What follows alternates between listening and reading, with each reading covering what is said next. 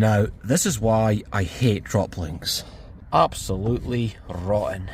Tell you what, right, if this doesn't deserve a subscribe, I don't know what does.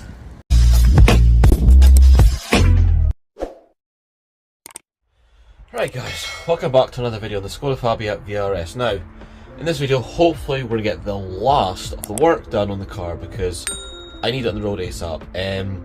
So yeah, you obviously know the problems we've had with it so far, like we found the snapped spring. Well, good news, I've actually got 2 replacement springs. Now, that process has been a little bit complicated because, well, you can't just go on eBay or like online and just buy an individual spring or whatever. So I contacted a company called was it ProSport, who sell coilovers for a Fabia, and that was the only company I could find that was willing to sell me like an individual spring, because that's all I need. So yeah, they had one for like 30 odd quid, and then so basically their shipping container got lost, so it would probably take what, months to actually get this part. So I was like, anyway, then out the blue, a guy on so one of you guys who's watching this probably right now actually put me a comment on one of my videos and said they had 2 springs for me, which has saved me a ton of hassle. We've got the springs right here. Massive shout out to you. I think it's Dave from Yorkshire. But anyway, you know who you are. Massive shout out. I cannot thank you enough. It's saved me so much hassle and time. So yeah, we're hopefully going to get the springs on in this video. Well, just the one spring. We've got 2 brake hoses to do. And also, I know a lot of you guys might not, well, necessarily approve of this, but I'm putting the standard downpipe / cat on it. Now, there's 2 reasons for this. Reason being is the exhaust that's on it is a Miltech downpipe, and it doesn't fit. Like, I don't know what size it is, but basically, where it slides into the center section, it just doesn't fit properly, and it's just sitting loose. And it's basically because it's the wrong diameter of pipe. So unfortunately, there's nothing really I can do at the moment to actually rectify that. So, and plus for MOTs, I can't be bothered getting dodgy MOTs. They're bloody expensive. So it's like I've got a cut here anyway. I'm just gonna put it on, and it'll make life a lot easier, guys. Especially because I'm using the car. I'm going to be using the car every day. Right. Before we get cracking, I'll show you all we have. The weather outside is horrible. I'm not looking forward to this in the slightest. I don't really feel great. Anyway, we've got 2 brand new brake hoses because both of them are completely gone. We've got 2 springs, which is handy, but obviously we're only going to be using 1. And these are actually AP springs too, so they're the exact springs we need. Really happy with that. It has a new exhaust gasket to go on, and the standard downpipe. Now, if anyone wants to buy the Miltech that's on the car, it's in mint condition, drop me a message on Facebook and I'll sort it out. Right, so I think the first thing I'm going to talk is this spring, because, yeah, just in case anyone hasn't seen it before, that's how I found it. Don't know how, it's actually not that old. Shut up! Jesus. Anyway, how it's held on is one can like pinch bolt through the hub and drop link, and then there's like a few bolts up there. Like, shut up! Anyway, yeah, it should be pretty easy enough. Anyway, let's crack on. Like, really?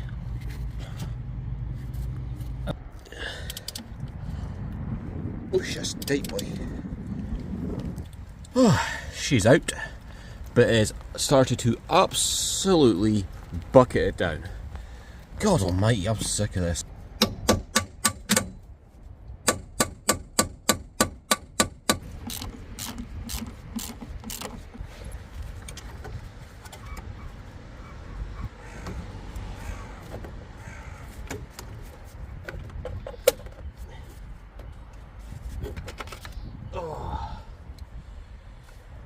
There we go.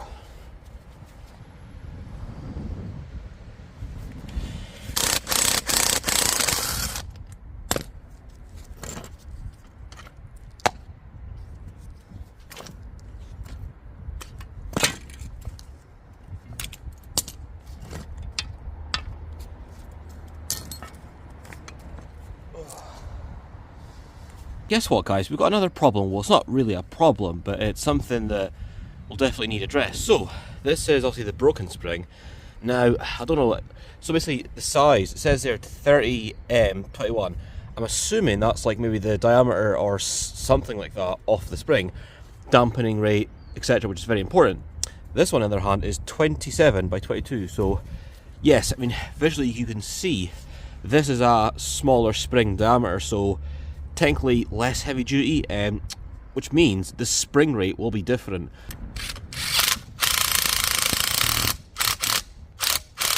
That's our back together again, and good news, the top adjuster actually moves. But that'll be for another video. I am not, well, if at all, I mean, I'm not adjusting the suspension in this video. That's like, that'll take me ages, because I'll at least like obviously make sure all the measurements are the same all round, and I'm not doing that in this video. But what I will be doing in this video, because I can't leave it, I'm going to change the spring on the other side. Right, I think the next job I'm going to do now is the exhaust. Now, once I've done the exhaust and the brake flexes, if I've got time, I'll do this spring, because I don't really want to leave it like that. I mean, it'll probably drive okay, but just for peace of mind, I want to do it. So anyway, let's get this exhaust changed.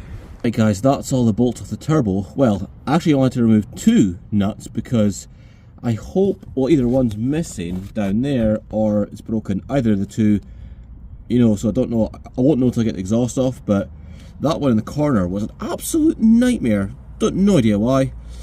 Anyway, let's get this off. Was a bit of a faff, I'm not gonna lie.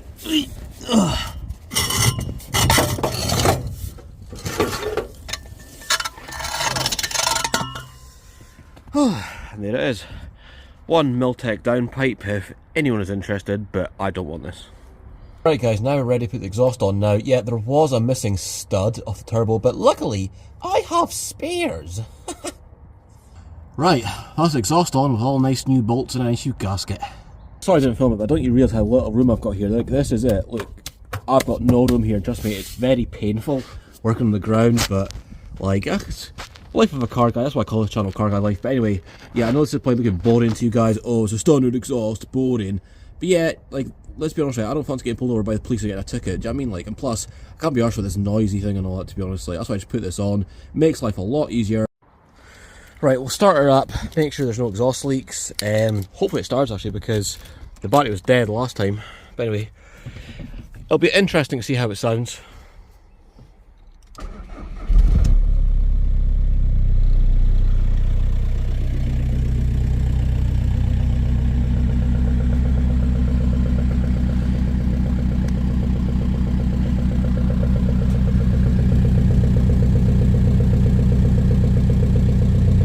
Right, now it's time to get these brake hoses on now. I've actually broken my my camera tripod, so it's a bit awkward trying to film this, but I'll do my best for you guys, get as much footage as I can. There was actually another one of these, I don't know where it's gone. I'll check the kitchen, but let's crack on. Jesus Christ, that was easy done, holy hell.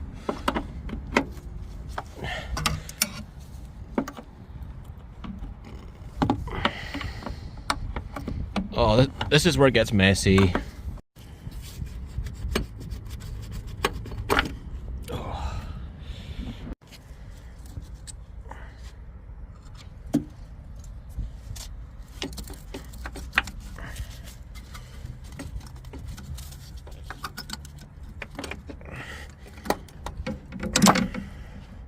Absolutely rotten.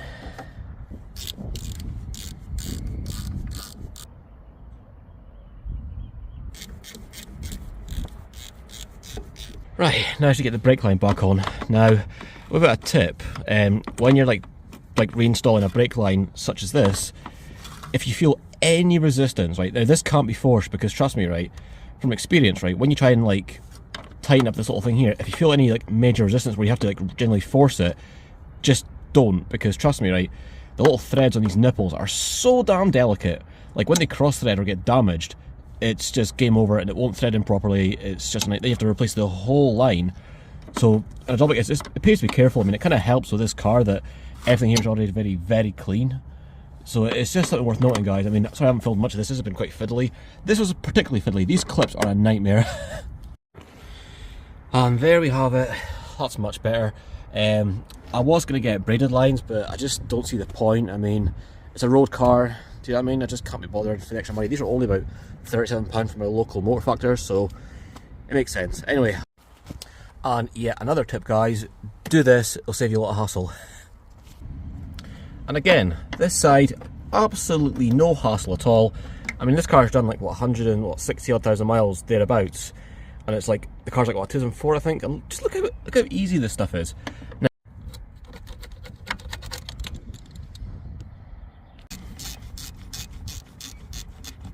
yeah, that's actually a lot worse than I expected. Right, I don't know if anyone can tell, but it's, I mean, bucketing down rain, but it's on. This is what took the most time, was actually trying to thread this in properly without damaging it. But it's all in, everything is good. Now, I think I might wait for this rain to stop, and I'll change this spring. Now, this is why I hate drop links. Vice grip saved the day again. Tell you what, I cannot wait to get this finished. My arms are so sore.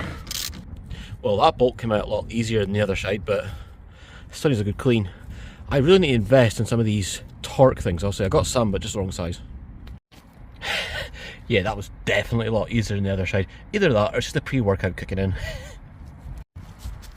Also guys, if you're doing this yourself, like I repeat, do not use an impact gun on this, even if they're already loose, because what's actually inside the top mount is like a captive nut, and it's obviously, all it is surrounded by rubber, and it's so easy for that nut inside the top mount to just spin, and then you're stuck and you can't get it out.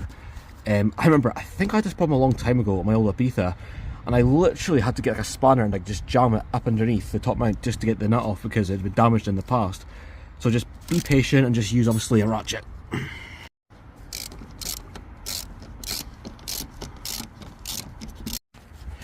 Oh, right. Now just to show you, that's little captive nuts I'm telling you about. I mean, just look at that. Look how easy that would be just to like round off and all that, and it would just sit and spin that stupid bit of rubber. Not the best design, but it's just something to be mindful about if you're doing this yourself, like, because it's a very, very easy mistake to make. Yeah, it's a bit of a shame having to like downgrade to these more inferior springs, but you can actually see the size difference, and also I showed you that earlier on, but they have to be matching, otherwise it can somewhat upset the handling, because spring rate is really important on a car for like, well, obviously handling and all that, so they have to be matching. Let's get this done. And I hate to say it, but these seem a little bit broken, to be honest. Like, I mean, it seems to be very easy to do that, and then it's like, it's very slow to retract. These are not that old either, to be honest, but they don't seem very good, to be honest. Like, they're a bit tired, I think. Just, it just doesn't feel right. I mean, obviously, when you push down, there should be some sort of resistance, but it's just far too easy. And then it's just like that. Do you know what I mean? Yeah, these are a bit knackered. They're on AP as well, so I don't know. Oh, they'll do for now. I am not messing about with suspension setups at this point. It's just a road car. These will do the job for now until, well, further notice. Tell you what, right, if this doesn't deserve a subscribe, I don't know what does. Like, I am in so much pain. Oh. Yep, this is the kind of weather I'm working in right now. Like, it is bucketing out, and it is very rainy. Right, we're finally done, and just in time. It stopped raining, the wind's fine. How? Right, that's me done, guys. We've done everything we set out to do in this video. We've got all the springs changed, all the 2 springs, we've done the exhaust, all the brake flexies, and just done everything. I hope this video is good. I don't know what to say, guys. I'm just so tired, but anyway, please guys, give this video a thumbs up. And if you're new, subscribe. I'm gonna go for a nice shower, get some fucking food, and chill. See you guys later.